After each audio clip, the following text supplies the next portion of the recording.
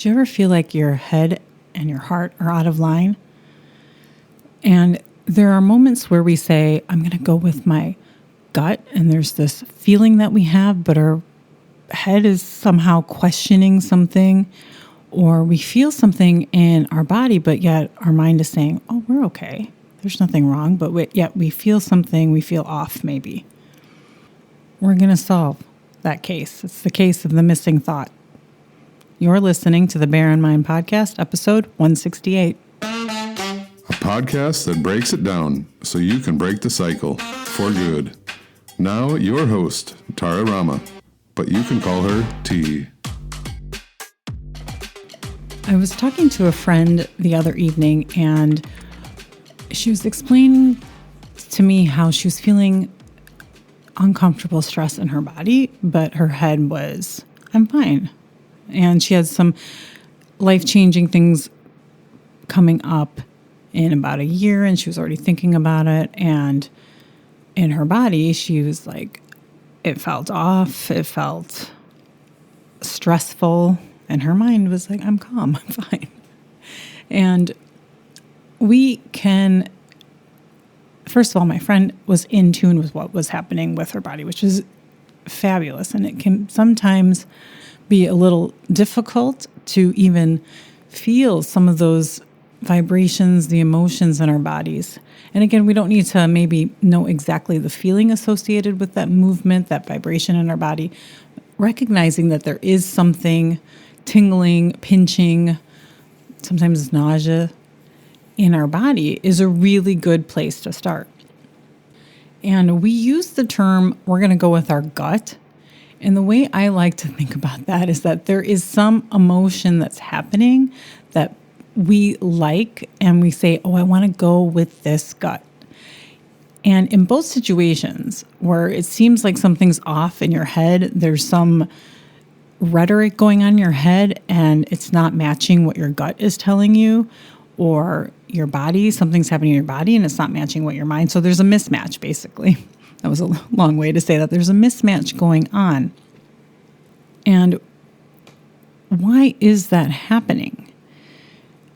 And it happens a lot. It's not something that is weird or off, because we have this brain that processes information, and its only job, the only thing your brain wants to do is be efficient. Be efficient in making you survive, helping you to survive. But it wants to do that efficiently. And it can't really be aware or mindful of all of those thoughts that are running through our head. When a thought takes shape, and when I mean takes shape, it becomes rooted and wired and sends a signal into our body and then creates an emotion, it can be sometimes difficult to weed through that forest to see what was causing it. And then we recognize it as some sensation in our body. Yet in our head, it can seem like everything is okay. Or it seems like it's not matching what we're feeling, where we feel like we have a gut reaction to something, but our head is saying something different. So what that means is we have not identified what the message in our head that's being delivered to our body. So we're not matching the thought, the sentences in our head that are creating that emotion in our body. That is usually part of the case. There's another situation where that mismatch can happen. So when you feel something and you're not sure, the first thing to do is to give your body that space to feel that emotion, to allow that emotion go through your body. And in some cases, you will start to really feel the movement. And in most cases, if you process it, you'll feel some movement. And that's what I suggest that you do, is that you breathe in and out and you get that sensation that's kind of stuck in there, that's sitting wherever it's sitting in your body, and get it moving. And you can continue about with your day. First, I suggest get it moving and then continuing, because sometimes with some emotions like shame, it'll stay there longer. But acknowledging it, honoring it, respecting it will loosen up some things. So that emotion needs to get some movement out towards releasing it from your body, to then at the point or if you need to keep doing this, maybe over a couple of days to do this, then what follows is the thoughts that we're having. So sometimes it could be we don't recognize that we're having some doubt about something that's coming up in our life. And it could be, we feel great, we feel confident, and there's some lingering doubt. And knowing that there is still some of that doubt, that there's nothing wrong that doubt is there, and understanding where that doubt is coming from could even help you better prepare for something. If you've got a presentation coming up and you feel fine or something, and then you all of a sudden you realize, okay, I processed it. There is still some doubt about maybe this one part. Sometimes it can give you new information. A lot of times it gives you new information that you were not aware of. So it's a key to increasing the self-awareness is finding kind of that matching the thought. But first you got to find it. First it's missing. And the best ways to do it is to process that emotion and get it through. The other situation, which I'm going to refer back to with my friend, is in her mind, she was very aware, I feel fine, but my body is reacting a certain way. And this can be when you are telling yourself positive affirmations. That's probably the best way to say it. When you're telling yourself, and basically you're telling your stuff and you don't believe it. So you're telling yourself you're confident, but you really don't believe it, and there's a whole lot of other stuff going on.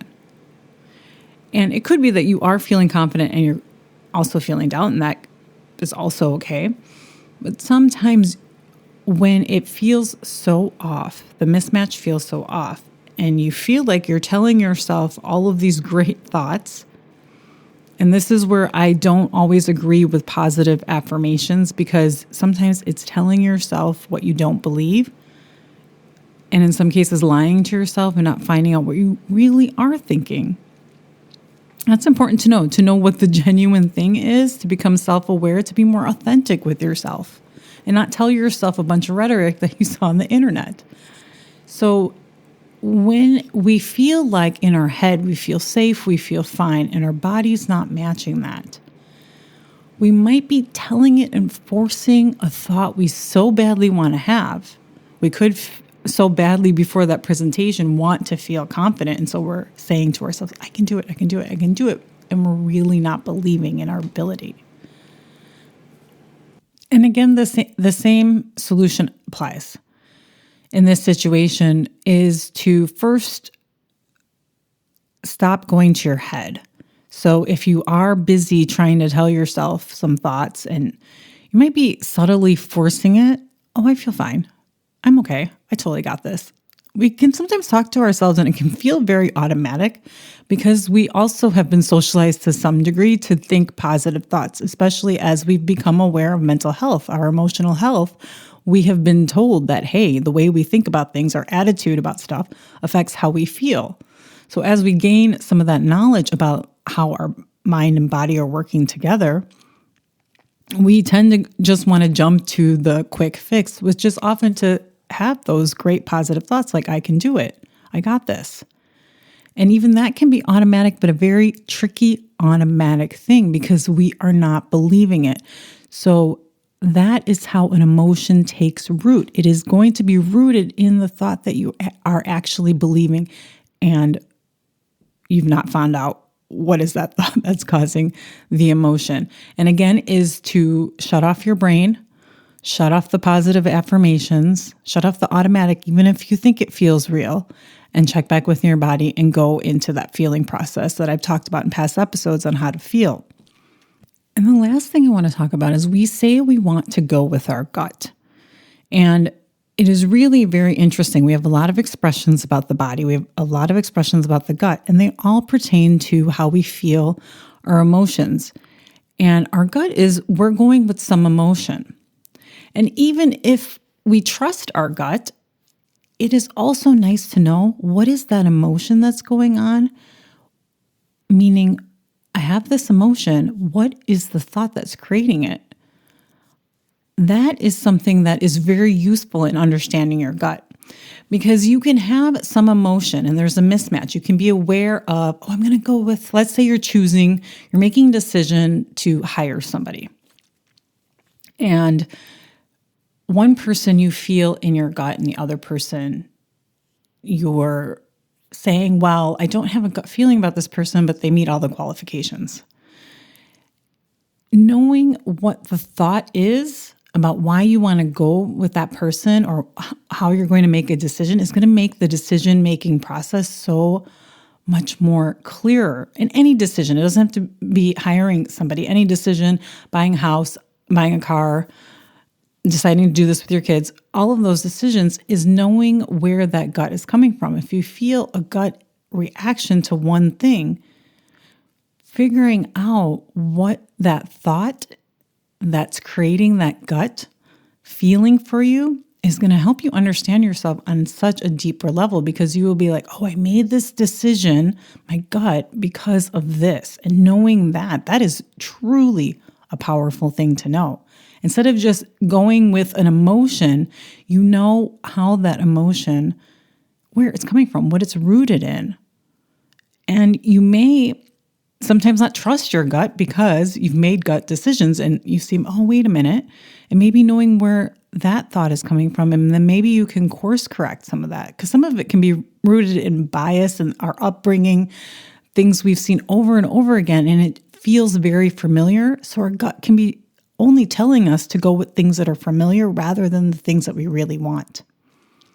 So I'm going to recap that. So whether you've got this gut feeling and your mind is saying something else, or there's any sort of mismatch between what's happening in your body and your brain, turn off your brain and go back to processing that emotion, processing it over a couple days, seeing then what opens up to a thought that you were not aware of before. That'll increase your self-awareness. That'll increase the consciousness that you have of the things that you're doing, and that directs you to a more intentional life. That's all I have for you this week. I'll check back with you next. Thanks for listening. Listen for a new episode next Tuesday by subscribing on your favorite podcast platform. Bye for now.